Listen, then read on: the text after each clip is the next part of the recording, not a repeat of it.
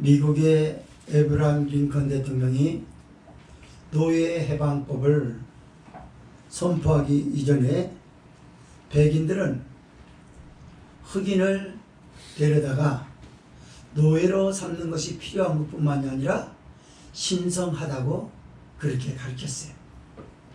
그것은 주일학교에서도 그렇게 가르치겠단 말입니다.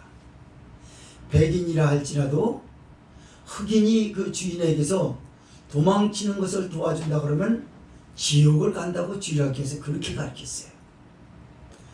어느 날 흑인 청년 벤이 길을 지나가다 보니까 짐이라는 흑인 노예가 포악한 주인에게 매를 맞고 학대를 당하는 걸 여러 번이나 계속해서 하는 것입니다. 그래서 보다 못해 벤은 그 흑인 노예 짐이라고 하는 청년을 도망치는 데 도와주기로 했습니다. 그래서 뗏목을 끌어다가 둘이 배를 타고 도망을 쳤어요. 우리 멀리 도망가자. 너 왜 주인한테 매를 맞고 열심히 일하는데 왜 너는 매일같이 학대만 받고 있느냐? 나하고 함께 도망가자. 배를 타고 도망을 치는데 너무나 험난한 길을 갔습니다. 그러나 백인 청년 벤이라고 하는 이 청년에게 더 힘들고 고통스럽고 괴로웠던 것은 뭐냐면 주일학교 때 배웠던 죄의 문제였습니다. 흑인 노예가 주인에게서 도망치는 것을 백인이라 할지라도 도와준다고 하면 반드시 지옥 간다고 말입니다. 그래서 벤은 마음이 흔들리기 시작했습니다.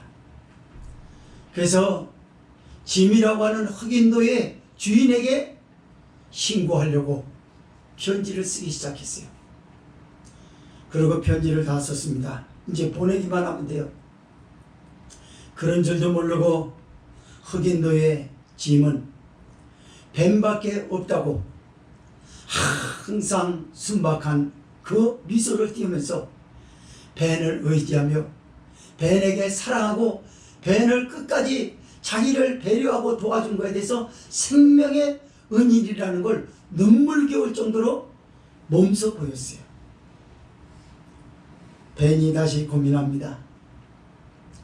내가 아무리 생각해봐도 내가 나의 삶에 있어서 나에게 부과된 가장 중대한 책임은 짐의 도망을 함께 도와주는 것이 내 책임이다.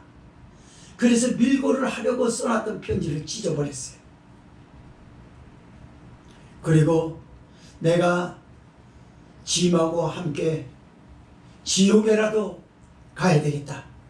주일학교에서 흑인 노예가 주인에게서 도망치는 것을 도와주면 지옥 간다고 그러는데 내 친구를 위해서 내 지옥이라도 가야 되겠다. 그래서 도와주었다고 합니다. 그래서 그들은 거기서 빠져나가게 되고 그 이후에 보면 에브라임 링컨 대통령이 흑인 노예를 해방하는데 굉장한 중대한 사건 하나에 발원지를 만들어내는 역사적인 일들이었다고 합니다. 사람이요 살아가게 되면 법보다도 또 사회적 통념이나 관습보다도 사람의 도리보다도 어떤 때는 양심이 더 중요할 때가 있습니다. 하나의 예를 들겠습니다. 여러 날을 굶주려서 죽을 위경에 빠진 어떤 사람에게 빵가게가 눈앞에 보이는 거야. 그래서 그는 너무 배고프기 때문에 빵을 훔쳐야 되겠다는 생각을 드는 게 아니라 그냥 가서 자기 것처럼 막 먹는 거예요. 누가 이걸 보고 신고를 했습니다. 경찰이 그를 체포해 갑니다. 법조문에는 그는 현행범으로서 반드시 현행범에 해당되는 형벌을 받아야 된다고 하는 규례가 기록되어 있었을 것입니다. 그러나 그의 가엾은 처지를 동정하려는 사람들의 양심, 그리고 그 사람의 처지를 생각하지 않고 법으로만 사람을 판결하려고 하는 법관에겐 양심이 있어요. 그 양심은 그 사람을 처벌하는 것은 불가하다라고 불법이라고 할 것입니다. 법은 그렇다 할지라도 양심은 그걸 받아들일 수 없어서 그 가엾은 사람에게 동정을 베푸는데 이구동성으로 모두 함께 그 사람을 놓아주라고 할 것이 맞을 것입니다. 오늘 본서는요, 바울 사도가 이방인의 복음이라고 하는 로마에 편지를 보내는 하나님의 말씀입니다. 이방인들과 함께 섞여진 유대인들, 그들에게는 항상 구원이라는 데 대한 마찰이 있었어요. 교리가 잘 맞지 않았다 그 말입니다. 주 예수를 믿으라 그리하면 너와 내 집이 구원 얻으리라 라고 하는 것은 이방인들에게 예수님을 믿으라는 거였습니다. 그러면 구원을 받는다고요. 하나님이 세상을 이처럼 사랑하사 독생자를 주셨으니 이는 저를 믿는 자마다 멸망치 않고 영생을 얻게 하려 하심이니라. 요한복음 3장 16절 각각 사도행전 16장 31절은 안 믿는 사람에게 그렇게 증거했어요. 그러나 그가 예수님을 구주로 영접한 순간에 하나님의 말씀은 그에게 구원받은 백성으로 살아가라고 마태복음 7장 21절에 이렇게 말씀. 나더러 주여 주여 하는 자마다 다 천국에 들어갈 것이 아니요 하나님의 뜻대로 하는 자라야 들어가리라. 이것이 믿는 사람. 그래서 이거에 대한 복음의 평정성을 잡지 못한 혼란스러운 이방인 교회인 로마에 바울이 전하고 있는 거예요. 야, 하나님이 유대인도 헬라인도 상관없이 그 행위대로 하나님 보호하신다. 무서운 말을 합니다. 그래서 사람은 오직 참고 뭘 참으라? 여기서 일어나는 유혹을 참으라고 말해요. 죄를 짓고 싶어하는 것들을 다 참으라는 거예요. 그래서 참고 영광과 존귀와 썩지 아니함을 구하는 자에게는 영생으로 인도하시고라고 합니다. 그러나 오직 진리를 좇지 않고 당을 짓고 불의를 쫓는 자에게는 노와 분으로 하시리라 일으키시라. 악을 행하는 각 사람의 영에게는 환난과 공고가 있으리니 첫째는 유대인이요 또한 헬라인에게라. 선을 행하는 각 사람에게는 영광과 존귀와 평강이 있으리니 첫째는 유대인에게요 또한 헬라인에게라 라고 시작을 해요. 그러면서 하나님은 사람을 외모로 판단하시지 않는 하나님이라는 걸 잘 알라고 합니다. 택한 백성이라는 말을 하나님 앞에서 쓰지 말라. 누구든지 예수님을 믿으면 택한 백성이라는 거예요. 그래서 택한 백성이라는 말을 함부로 내뱉지 말라는 거예요. 이방인이 율법이 없이 만약 범죄를 했다 그러면 그런 율법 없이도 반드시 망하게 될 것이고, 율법이 있는 유대인이 율법을 가지고도 듣고도 죄를 범한다면 그는 율법으로 말미암아 심판을 받으리라. 하나님에게는 율법을 듣는 자가 의인이 아니요 율법을 행하는 자라야 의롭다 하심을 얻는다는 걸 기억해 두라고 말합니다. 그래서 이렇게 말씀하는 배경과 내용을 통해서 오늘날 구원에 대해서 얼마나 교회 안에서도 혼란스럽습니까? 저 사람은 내가 봤을 때 구원은 못 받을 것 같은데 저게 구원이 될까? 또는 예수님을 믿으면 구원받는다라고 하는데, 그러면서 혼란, 평정을 이루지 못하는 이 세대에 오늘 이 말씀은 성령이 우리 교회에게 하시는 말씀이요 또는 이 유튜브를 볼 모든 주의 종들과 성도들에게 하는 말씀으로 들려지게 될 것입니다. 오늘 말씀 두 가지로 나눠서 봅니다. 첫째로 6절에서 12절은 썩지 않는 영생의 삶을 촉구하는 바울을 말하고, 두 번째 13절에서 16절은 율법을 듣는 자보다 율법을 행하는 자의 신한 양심을 촉구하는 말씀입니다. 6절에서 12절 읽습니다. 시작. 하나님께서 각 사람에게 그 행한 대로 보응하시되 참고 선을 행하여 영광과 존귀와 썩지 아니함을 구하는 자에게는 영생으로 하시고, 오직 당을 지어 진리를 좇지 아니하고 불의를 좇는 자에게는 노와 분으로 하시리라. 악을 행하는 각 사람의 영에게 환난과 공과가 있으리니 첫째는 유대인에게요 또한 헬라인에게며 선을 행하는 각 사람에게는 영광과 존귀와 평강이 있으리니 첫째는 유대인에게요 또한 헬라인에게라. 이는 하나님께서 외모로 사람을 취하지 아니하심이니라. 무릇 율법 없이 범죄한 자는 또한 율법 없이 망하고 무릇 율법이 있고 범죄한 자는 율법으로 말미암아 심판을 받으리라. 아멘.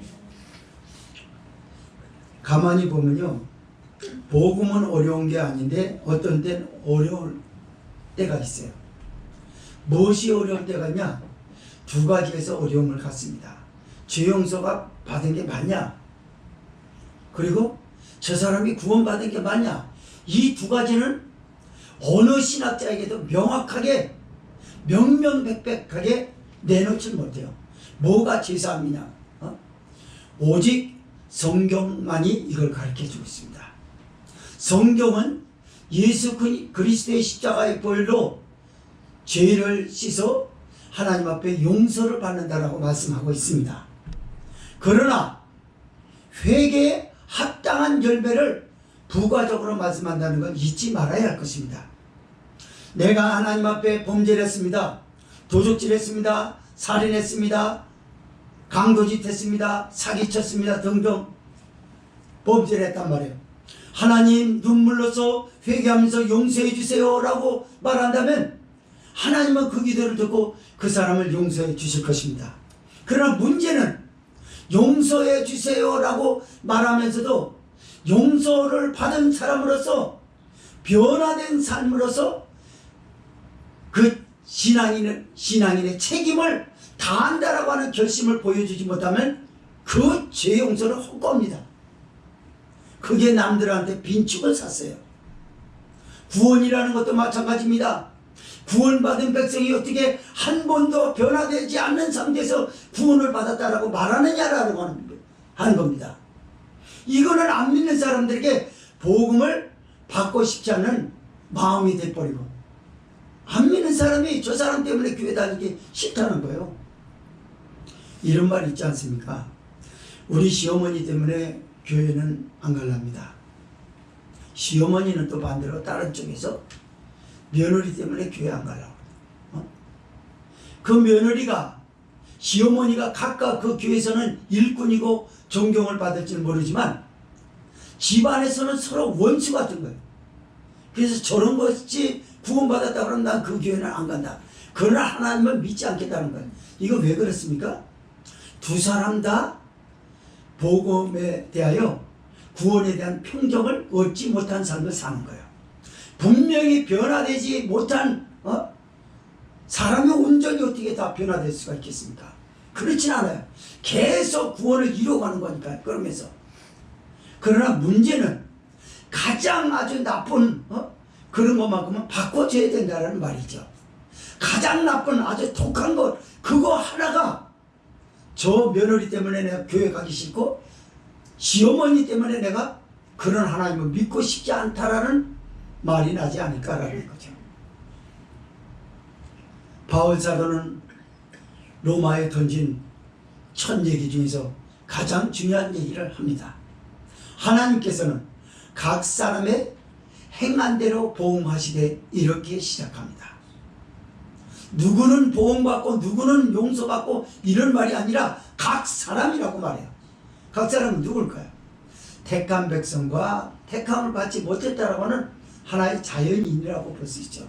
그러니까 안 믿는 사람이나 모든 인간이나 믿는 사람이나 하나님은 그 행한 대로 보응하신다는 거예요. 그 무엇을 행한 대로 보응하신다라고 하느냐? 말씀을 말씀으로 풀어야겠죠? 그렇죠. 오직 참고로 영광과 존귀와 썩지 아니함을 구하는 자에게는 영생으로 인도하시고라고 말합니다. 잘 들으십시오.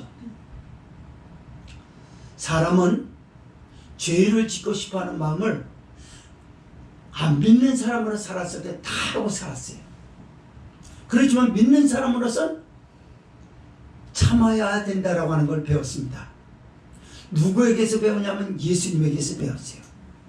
누구든지 나를 따라오려거든 자기를 부인하고 라고 하는데, 부인하는 건 고사하고 참는 것조차 못하겠냐라는 겁니다. 무엇을 말입니까? 거짓말하고 싶고 사기치고 싶고 육신의 정욕, 안목의 정욕, 이생의 자랑을 마음껏 펼치려고 온갖 사람을 만나고 참아야 되죠.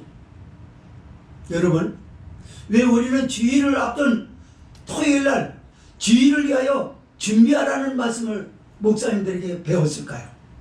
왜 배웠을까요? 토요일날마저도 할 짓 안 할 짓 다 하고 나서 주일날 되니까 겨우 나와서 예배를 드리는 거, 그렇게 하면 안 되기 때문에 한 소리였습니다. 그게 바로 참거라. 오직 참거라 그럽니다. 너 하나님 앞에 바른 사람 되면 나는 왜 이렇게 변화되지 못하지? 네가 변화되지 못하는 건 네 스스로가 자초한 거야. 사모님이 자초한 것입니다가 아니라 당신이 자초한 거야. 뭘 자초했습니까? 참거라고 그랬잖아요. 나 기도 안 할래. 쉬어야 되겠어. 그것도 참아. 매일 기도하라는 그 말 아니에요. 믿음의 사람으로서 어느 정도는 하나님과 소통할 수 있는 시간을 말하는 거예요. 성경 뭐 읽기는 나도 다 아는 거대. 그러고 싶은 걸 참는 거예요. 참다라는 건 많은 게 있습니다. 음란을 참고, 교만함을 참고, 거짓을 참고, 남한테 갑질하는 걸 참고, 참아야 될 일들이 너무너무 많아요. 인간은요, 모름지기 그 타락된 본성이 자꾸 욕구불만을 갖게 만들어요. 그래서 그걸 충족하라고 시킵니다. 그건 밑빠진 독과 같아요. 거짓말을 어느 정도 했으면 그만해야 되겠다라고 하지 않습니까? 그게 참아지나요? 안 참아져요. 계속 쏟아붓는 거예요. 그냥 가다. 그러면요, 거짓말을 잘하지 않습니까? 그럼 내가 무슨 거짓말한지도 모릅니다. 하도 많이 하니까. 거짓말이 하도 많이. 이건 뭐 유독 거짓말만 말하는 게 아니에요. 온갖 죄를 저지르고 한두 번 죄를 져야죠. 그래 내가 뭘 한지를 알죠. 너무 많은 죄를 지니까 모르는 건 무슨 죄를 지는지. 그래서 바울이 얘기해요. 그래서 오직 참거라고 합니다. 이방인도 택한 백성이라는 유대인도 삶 가운데서는 반드시 행위해서 참아야 될 일들이 적지 않게 많다라고 말합니다. 그것이 영광이라고 말합니다. 영광과 존귀라고 말합니다. 영광은 뭘 말할까요? 진리의 말씀으로 다스림을 받고 참았다고 하잖아요. 말씀에 순종하기 때문에 참았다라는 거예요. 그래서 그 그리스도의 형상의 반사체로서 사람들 앞에 존귀하게 보여진다 그 말이에요. 저 사람 완전히 변화됐네. 제가 그 전에 가끔가다 설명하는 그 해군 출신의 김민경, 이름은 여자 이름인데 남자예요. 아주 술망나니고 막 주태백에다가 그냥 막 주먹질도 잘하고, 동네 사람이 그분이 저기서 술 째가지고 뭐야 그러면서 소리 지르면 다 문 닫았대요. 대문. 대문 닫아도 이 집 저 집 다 발길을 차고 그렇게 막나요. 싸움도 너무나 잘해가지고 이기는 사람이 없대요. 경찰도 막 치고 그냥 막 형사도 무서워했대잖아요. 그런 사람이 어느 날 전도지로 가시겠다는 거야. 할렐루야 그런가. 그러니까 그 사람한테 맞은 사람 저 가증스러운 놈. 처음에는 가증스러운 놈인 줄 알았죠. 그러나 아내를 만나봤어요. 그랬더니 하나님이 너무 위대하셔요. 저 양반 옛날 성질 다 죽었다니까. 그 옛날에 술 먹는 거, 술, 담배, 꼴드백이 싫다고 갖다 집어던져. 어떻게 저렇게 됐어요? 그러니까 예수님 믿어서 그래요. 예수님 믿어서. 그리고 성령 받고. 그러니까 그분이 우리 그때 저 훈련 받을 때 왔어도 우리 집사람하고도 좀 얘기를 했어요.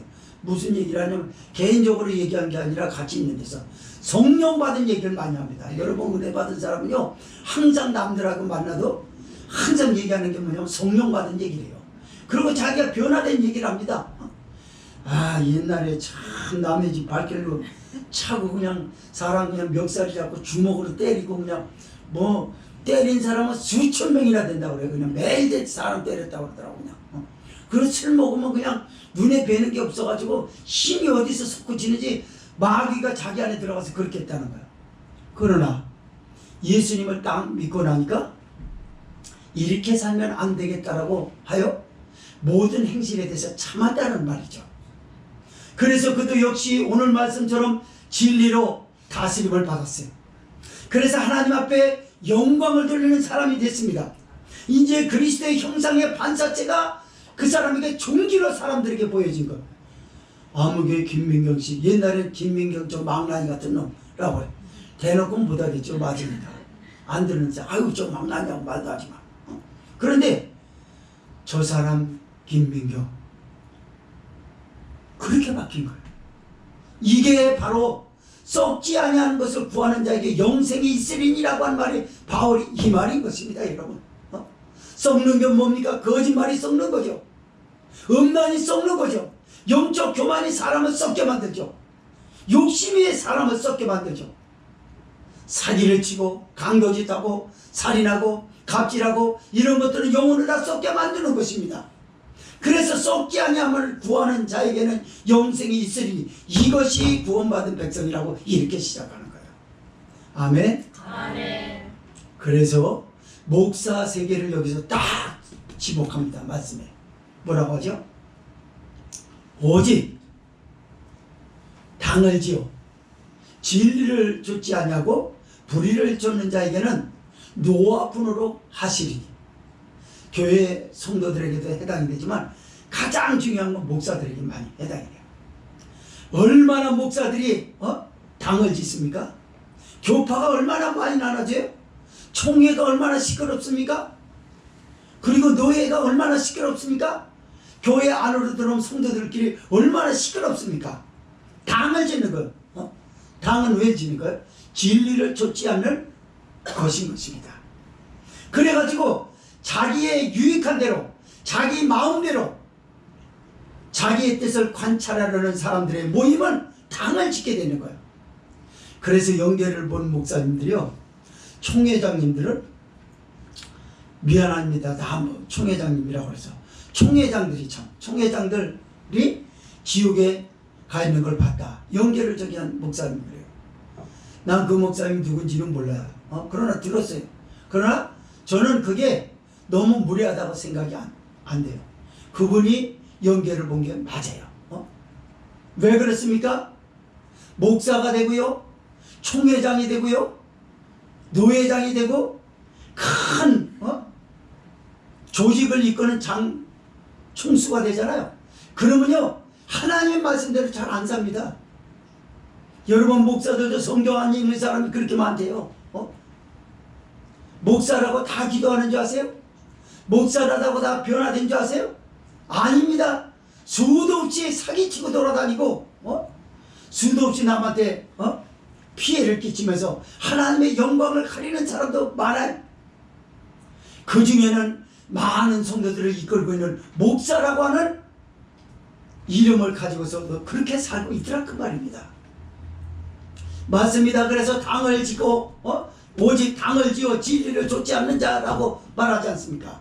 구원으로 이끌려고 하는 복음에서 다스림을 받는 것이 아니라 자기 마음에서 일어나는 욕망에서 욕망이 요구하는 것을 지금 충족을 시키는 거예요.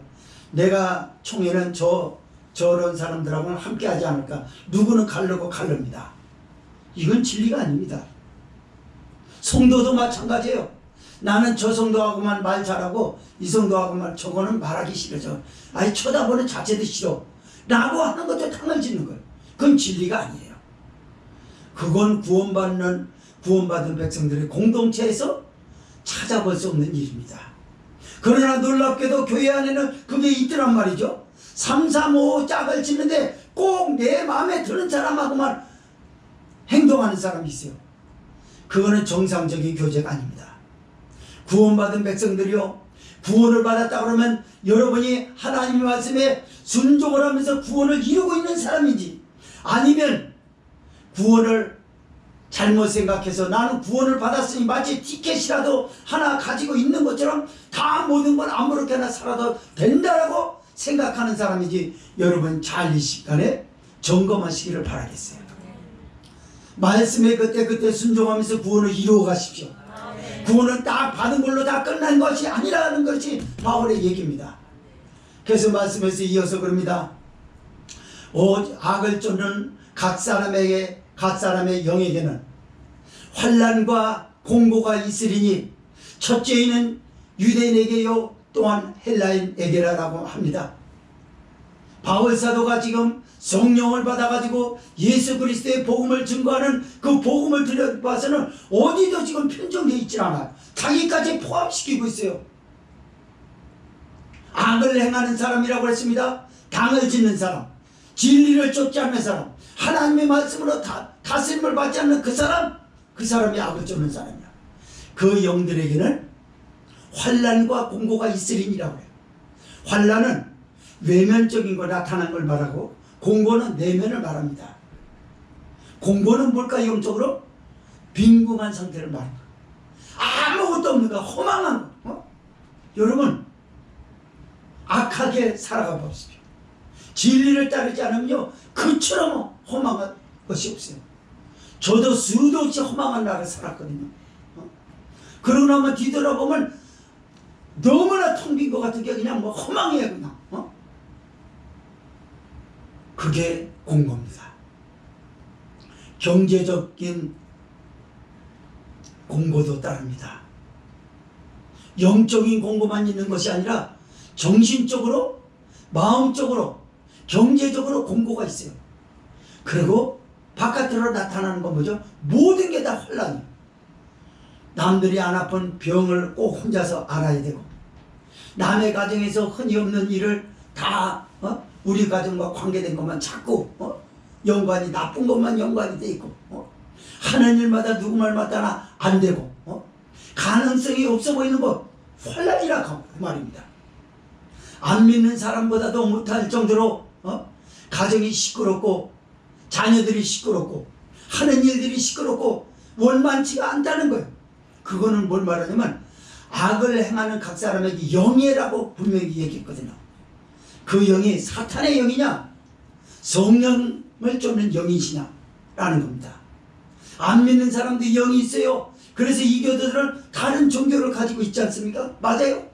그러나 예수 그리스도 그분을 쫓는, 진리를 쫓는 성령의 사람이냐, 그 사람이 진리를 왜곡하고 자기 뜻을 따르고 사탄의 조종을 받는 사탄의 영을 받은 사람이냐라고 하는 게 이게 중요한 거예요. 바울은 이어서 말씀합니다. 선을 행하는 각 사람에게는 이라고 말합니다. 그에게는 영광과 존귀와 평강이 있으리니라고 말합니다. 아까 영광과 존귀를 말하지 않았습니까? 진리로 다스림을 받고, 쉽게 말하자면 은혜가 충만하단 말이에요. 스데반 집사님처럼 모세처럼 시내산에서 십계를 받고 내려왔던 모세처럼 은혜가 충만해요. 그래서 얼굴에 나타나고 삶에서 나타나는 그리스도의 반사체, 그리스도의 형상의 반사체라고 하는 것이 보여지는 거예요. 누구에게? 사람들에게 보여지는 거예요. 와, 대단한 사람. 그 사람의 권위 앞에서 아무것도 아닌 사람인데도 불구하고 그 사람의 권위에 가볍게 대할 수 없기 때문에 멈칫합니다. 누구든지. 그 권위가 인정되는 거예요. 그리고 평강이 있으리니라고 말합니다. 악을 행하는 사람은 그 속에 공고가 있다고 그랬고 환란이 있다고 그랬는데, 이거는 나타나는 것마다 영광이잖아요. 사람들이 우러러보잖아요. 권위가 인정되잖아요. 그 내면은 뭘까요? 평강이 있으리니라고 그래요. 하는 일마다 잘 됩니다. 가능성만 쭉 보입니다. 모든 생각하는 것이 진취적이십니다. 하나님의 역사가 시온의 대로처럼 열어줄 것이라고 하는 기대감으로 가득 차 있어요. 이것을 그렇게 표현한 거예요. 성도 여러분, 여러분에게 환난과 공고가 따르지 않기를 바랍니다. 말씀에 순종하십시오. 말씀을 순종하고 구원을 이루어 가십시오. 그러면 여러분에게 분명히 영광과 존귀로서 사람들에게 나타내 보이게 될 것입니다. 여러분의 권위가 인정되게 될 것이고, 이게 하나님의 영광이 되고, 여러분의 내면은 성령과 하나님이 주신 축복으로서 잔뜩 기대로 부풀어 있으면서 안식을 누리게 될 줄 믿습니다. 바울 사도는 이 하나님께서는 외모로 사람을 취하지 아니하심이니라. 왜 첫째는 유대인에게요 또한 헬라인에게라고 했을까요? 성경에서 하나님 차별을 두지 않아. 차별은 니들 생각이야.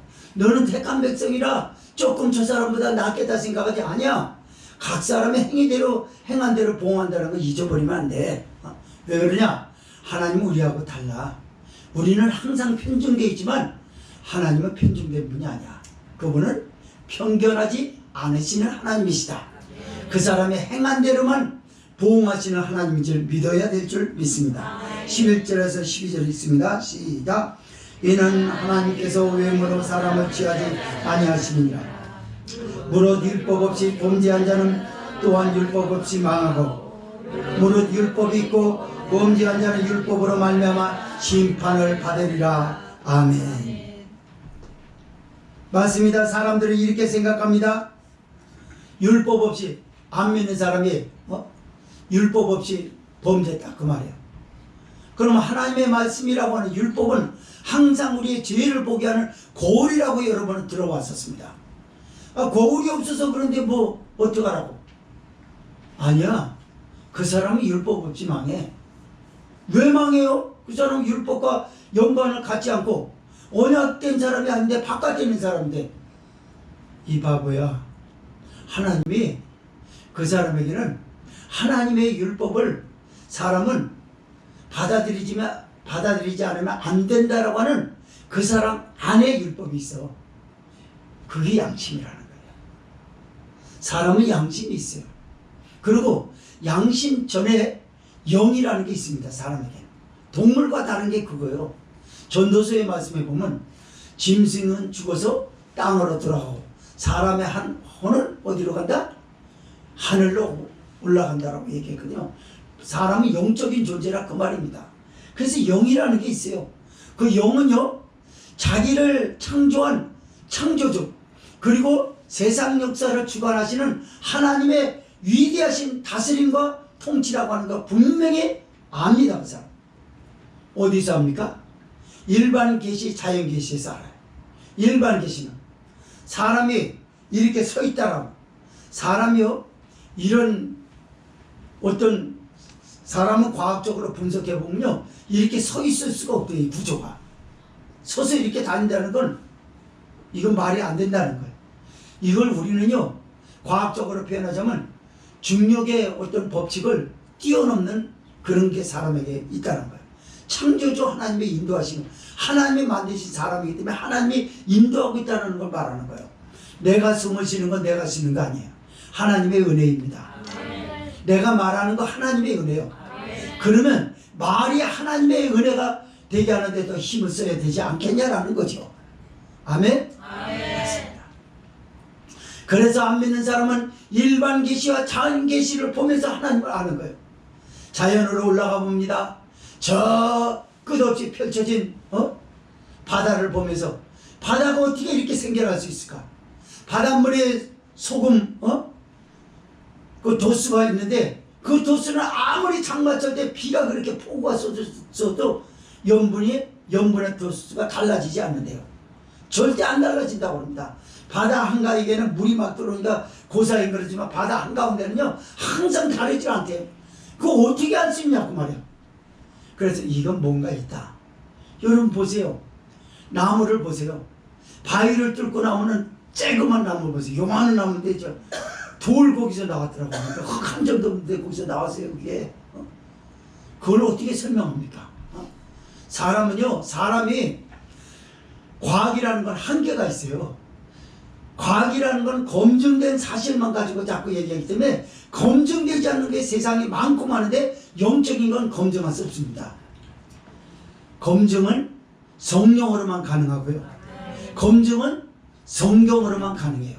성령과 성경이 아니거든 영적인 것은 검증할 수가 없습니다. 여러분, 과학은 과학으로 분석하고 그래서 신학자들이 자꾸 헛다리를 짚는 게 뭐냐면 성경과 성령으로서 검증하려고 하는 게 아니라 자기 지식으로 배운 지식으로 검증해 보려고 하는 거예요.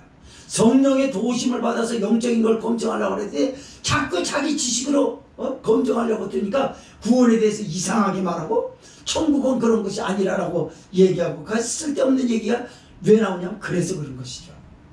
맞습니다. 율법 없이 범죄한 자는 율법 없이 망하게 되어 있습니다. 그리고 율법이 있는 자, 율법을 들었단 말이에요. 유대인으로서, 택한 백성으로서 많이 들었어요. 교육적으로도 배워왔습니다. 얼마나 많이 알겠습니까? 그러나 범죄했다고 그러면 반드시 네가 아는 율법이 너를 심판할 것이다. 율법에 그렇게 했으니까요. 반드시 죽을 것이니라고 얘기를 했어요. 맞습니다. 네가 범죄했다면 반드시 심판을 받아야 된다는 거예요. 잠시 후에 보겠습니다만 뭐라고 그래요? 하나님 앞에는 율법을 듣는 자가 의인이 아니요 율법을 행하는 자라야 의롭다 하시면 원난이 이렇게 시작합니다. 두 번째 말씀이에요. 그게 13절에서 16절 율법을 듣는 자보다 율법을 행하는 자의 신앙 양심을 촉구하는 바울입니다. 13절에서 16절 읽습니다. 시작. 하나님 앞에서는 율법을 듣는 자가 의인이 아니요 율법을 행하는 자라야 의롭다 하심을 얻으리니 율법 없는 이방인이 본성으로 율법의 일을 행할 때는 이 사람은 율법이 없어도 자기가 자기에게 율법이 되나니 이런 이들은 그 양심이 증거가 되어 그 생각들이 서로 혹은 송사하며 혹은 변명하여 그 마음에 새긴 율법의 행위를 나타내느니라. 곧 내복음에 이른 바와 같이 하나님이 예수 그리스도로 말미암아 사람들의 은밀한 것을 심판하시는 그날이라. 아멘. 그럼 보세요. 제가 은혜 받은 말씀 중에 가장 꽂히는 게 다 모든 게 그렇지만 요 13절 말씀이에요. 하나님 앞에서는요 율법을 듣는 자가 의인이 아니요 율법을 행하는 자라야 의롭다 하심을 얻는다라고 말합니다. 그렇다면 바울은요 갈라디아 교회에서 고린도 교회에서 각각 뭐라고 그랬냐면요 율법으로 구원받을 육체가 없다고 얘기를 했어요. 이 말씀에 헷갈리면 안 됩니다. 그 헷갈리는 게 없어야 된다고 해서 제가 말씀을 지금 전하고 있는 것이죠. 자, 율법을 듣는 자가 의인이 아니라는 거예요. 유대인은 항상 율법으로 교육되어 왔고 율법을 많이 듣고 암송하고 있고 외우고 집 문설주마다 하나님의 말씀을 기록하고 있어요. 그래서 항상 택한 백성이라는 거죠. 의롭다는 거죠. 그러나 바울은 그것으로 의인이 되는 게 아니라 바로 율법대로 행하는 자라야 의롭다 하시면 얻으리니라고 말합니다. 그럼 율법대로 어떻게 행해요 사람이? 율법은요 10,000가지 중에서도 9,999가지를 다 행하고 한 가지를 범죄하면 모든 것들을 죄라고 얘기를 해요. 99.9%만 너 옳게 해주고 0.1%는 나쁘게 해주게 아닙니다. 1% 남은 그게 99%가 다 죄가 되는 거 하나로. 세상 방식하고 교회의 영적 방식이 이렇게 다릅니다. 세상은요 99%라고 하는 선으로 인해서 얼마든지 인정받아요. 하늘나라는 인정 못 받습니다. 죄는 용납하지 않아요 하나님. 그러면 율법을 듣는 자가 아니라 행하는 자라야 우리가 의롭다함을 얻는데 여러분 죄사함 받으셨습니까? 아멘 하시네. 율법을 그럼 행했습니까? 아멘 한 사람 손 들어봐. 아멘이야 맞아. 왜 그런지 아세요? 아멘 안 하는 사람 이 사람들 흔들리고 있네. 아멘이에요. 왜 그런지 알아요? 율법을 내가 할 수 없어요. 율법의 요구는 예수님이 들어주셨어요. 예수님은 율법의 요구만 들어주신 게 아니라 율법에서 오해하고 있는 부분들에 대해서 샅샅이 구체적으로 십자가로 보여주신 분인 줄 믿으시기 바랍니다. 그래서 율법을 주님께서 오신 것은 율법을 폐하러 오신 것이 아니요 율법을 어떻게 하러 왔다? 완성되게 온전하게 하려 왔다라고 말하거든요. 맞습니다. 율법은 계속해서 사람들을 죄인이라고 꾸짖었어요. 그리고 심판을 받아야 된다고 했습니다. 그래서 하나님은 이것이 아담이 범죄한 이유로 모든 이후의 사람들이 자기의 행실과 상관없이 유전된 죄로 인해서 심판을 받을 것이기 때문에 누군가가 죄 없는 육체가 필요한데, 모든 여인에게서 난 자마다 다 죄인이니 어떻게 되겠습니까? 그래서 하나님이 생각하다 못해 하신 방법이 성령으로 예수 그리스도를 잉태하신 줄 믿으시기 바랍니다. 여자라고 하는 육체에다가 남자라는 육체라고 하는 종자를 필요로 해서 생명체를 만들게 하시나 남자는 아니 죄인 거예요. 그래서 죄 없으신 성령님 생명으로 잉태하게 하셨으니 이분이 예수 그리스도인 줄 믿으시기 바랍니다. 맞아요. 그래서 죄 없는 육체로 오셨습니다. 그래가지고 모든 율법에서 모든 육체를 가진 사람들은 다 죄인이라고 심판받아야 된다라고 하는 앞에서 십자가로 인해서 그 요구를 다 충족시켰어요. 그래서 율법은 입을 딱 다뭅니다. 갈라디아에서는 이걸 뭐라고 표현하냐면 율법은 몽학 선생과 같다라고 말합니다. 몽학 선생이라는 거 들려줄게요. 알아도 더 구체적으로 알아두면 좋습니다. 옛날에 바벨론 포로 때요, 바벨론의 아이들이 교육을 받아야 되는데 공부를 해야 되는데 아주 명석한 두뇌를 가진 사람들은 포로민인 유대인들이었어요. 그래서 유대인의 포로민들 중에서 머리 좋은 사람들, 엘리트들을 다 뽑았어요. 그래서 바벨론의 아이들을 엘리트로 만들기 위해서 엘리트 교육을 시킵니다. 그래서 공부를 배우러 가요. 공부를 배우러 가면 그 포로들을 지배하는 사람이라 할지라도 배우러 가는 학생인 거예요. 그래가지고 거기서 그 선생님의 말을 들어야 돼요. 비록 저분이 우리에게 포로민이긴 하지만 나를 가르쳐주는 선생이라는 거죠. 그러나 선생은 그 안에 있을 때만 선생이었어요. 이제 끝나고 나서 학교 문 바깥에 나가면 주인님이 되는 거예요, 여러분. 그런 것처럼 율법은 율법 안에서만 모든 사람들이 죄를 요구했어요. 그러나 율법 안에서 예수 그리스도께서 모든 것들을 충족을 시켰습니다. 그게 십자가 죽으심이에요. 그래서 율법의 요구를 들어주셨기 때문에 예수님을 구주로 영접한 사람은 율법을 행하는 자가 된 줄 믿으시기 바랍니다. 할렐루야. 박수 한번 주세요. 이거요, 정말. 이 말씀에서 어떻게 설명할까? 내가 이거 1시간 동안 얘기하고 싶어, 이거 가지고. 이거 정말 대단한 겁니다. 사람을 미치게 만들어 이렇게 감격되게 만들 수가 있을까? 율법을 듣는 자가 의인이 아니라 율법을 행하는 자가 의로 아마 얻으시리라고 하면서 성령을 받은 지금 바울이 외치는 소리를 들으면서 예수님을 얘기 안 할 수가 없어요. 주님이 없으면 내가 어떻게 됐을까? 그래서 우리 하나님이 예수님을 반드시 보내셔야 될 계획을 가지시기 때문에 율법도 주셨구나, 이 생각이 들었어요. 여러분, 예수님이 없었으면요 율법은요 무시무시합니다. 여러분, 죄수들에게 가장 무서운 사람이 누군지 알아요? 법관이 아니에요. 판결하는 법관이 아니에요. 판결하는 법관은 그 받은 걸 판결할 뿐이에요. 검사가 제일 무섭습니다. 죄수들에겐 검사가 제일 무서워요. 하긴 요즘 죄수들은 검사를 가지고 놀더라고. 옛날에는 막 검사가 막 사람 폭행하고 그랬는데 지금은 그런 법이 안 되니까 검사를 갖고 놀대잖아요. 저 죄수 강호순이가 어저께 TV 보니까 그러더라고요. 검사를 갖고 놀더라고요. 사람 죽인 사람, 그 수수께 기름 묻혀있던 사람 죽인 거 또 찾으라는데, 교도관장님, 우리 강원도로 바람이나 쐬러 갈까요? 그러더래요. 그래가지고 깜짝 놀라서 소름이 쫙 끼치더래. 거기 뭐가 있는데, 거기 내가 또 한 사람 여자 죽였거든요.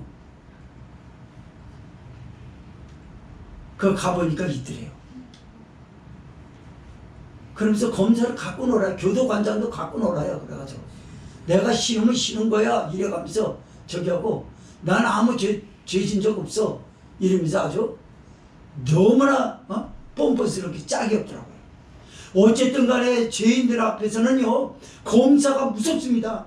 그러나 율법이라고 하는 이 검사는요 그런 세상의 검사가 아니에요. 이 검사는요 사람을 잔뜩 쫄아들게 만들어요. 두려움과 공포에 쌓이게 만듭니다. 그러나 두려움과 공포에 쌓이게 하는 것은 그들을 살리려는 것 때문이었어요. 공포와 두려움에 쌓여있는 우리를 자유인으로 만들어주신 분이 예수님이십니다. 그게 십자가의 보혈의 능력이에요. 그래서 우리는 율법을 듣는 자가 아니라 행하는 자가 된 줄 믿으시기 바랍니다. 그래서 다시 한번 마태복음 7장 21절을 말씀하지 않을 수 없는 겁니다. 나더러 주여 주여 하는 자마다 다 천국에 들어갈 것이야. 아니요, 아버지의 뜻대로 행하는 자에 들어가리라. 아버지의 뜻은 예수님을 믿고 쫓는 줄 믿으시기 바랍니다. 그게 아버지의 뜻이에요.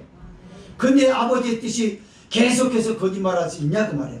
계속해서 음란한 생활을 끊지 못하고 그렇게 살 수 있겠냐 그 말이에요. 영적 교만하고 계속 그렇게 하고 당을 짓고 그럴 수 있겠냐 그 말이에요. 계속 갑질하고 미안한 감도 모르고 그렇게 막 함부로 하고 그렇게 살 수 있겠냐 그 말이에요. 못한단 말이죠. 이게 구원의 복음인 줄 믿으시기 바랍니다. 14절에 보니까 율법 없는 이방인이 본성으로 율법의 일을 행할 때는 이 사람은 율법이 없어도 자기가 자기에게 율법이 되나니라고 말합니다. 아, 율법 없는데 어떻게 이 율법 없는데 이방인이 본성으로 율법을 행해요? 참 이상하지 않습니까? 그래서 설교가 필요한 거예요. 성경을 읽어보면 이거 깊이 읽어보면 여러분이 그냥 읽고 넘어갈 일은 아니잖아요. 율법 없는 이방인이 본성으로 율법을 행할 때는 아니 어떻게 본성이 율법을 행한다는 거예요? 이게 뭔 말인지 잘 들어보세요. 그거는요 그 양심이 율법이 돼가지고 도덕과 윤리적인 의의를 따르는 걸 말합니다.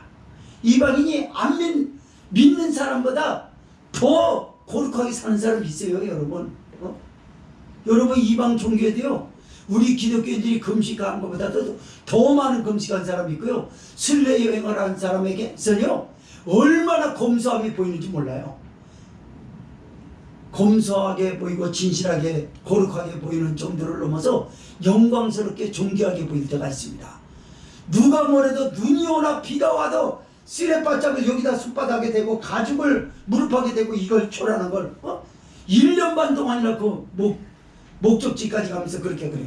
눈이 오나 비가 오나 누가 말려도 듣지 않아야 한 가지만 봅니다. 얼마나 멋있습니까? 이게 바로 율법 없는 이방인이 그 본성으로 율법을 행하는 겁니다. 그 양심이 그렇게 하는 거예요. 이거를 해야만이 구원의 길이 있고 이것을 해야만이 돼야 되기 때문에 이것만 해야 된다는 거. 그런데 그거는 사실상 아무것도 아니었거든요. 그러나 우리는 내가 믿는 예수님은 반드시 그분을 믿어야 구원을 얻을 것이고 그 길만이 우리가 살 길인 줄 믿으시면 이걸 명명백백하게 안 사람이 예수 그리스도를 쫓지 않겠냐 그 말이죠. 맞습니다. 율법 없는 이방인이 본성으로 율법을 행할 때는 자기가 자기에게 율법이 되나니 어떻게 율법이 된다는 말이죠? 그 양심이 증거가 된다고 15절에 그렇게 말씀합니다. 15절 읽습니다. 시작. 이런 일에는 그 양심이 증거가 되어 그 생각들이 서로 혹은 송사하며 혹은 변명하여 그 마음에 새긴 율법의 행위를 나타내느니라. 아멘. 맞습니다. 양심은 어떻게 생겼을까? 알 수 없어요. 양심이 어떻게 생겼다라고 말할 수는 없습니다. 그럼 양심이 어디냐? 잘 몰라요. 어디 있는지 잘 몰라요. 그러나 모르고 어떻게 생긴지 모르지만 있는 건 맞아요. 하나님은 어떻게 생기셨습니까? 몰라요. 여러분. 그럼 하나님 계신가요? 안 계신가요? 계십니다. 살아계신 주, 나의 참된 소망, 걱정 근심 전혀 없네. 사랑의 주, 내 갈 길 인도하사 내 모든 삶의 기쁨 늘 충만하네. 복음성가의 가사처럼 살아계신 주입니다. 살아계신 주. 하나님은 살아계십니다. 맞습니다. 양심은 어떻게 생긴지 본 적이 없어요. 어디에 있는지 잘 모릅니다. 그러나 양심은 있어요. 그거를 모든 사람 개개인이 다 아는 거예요.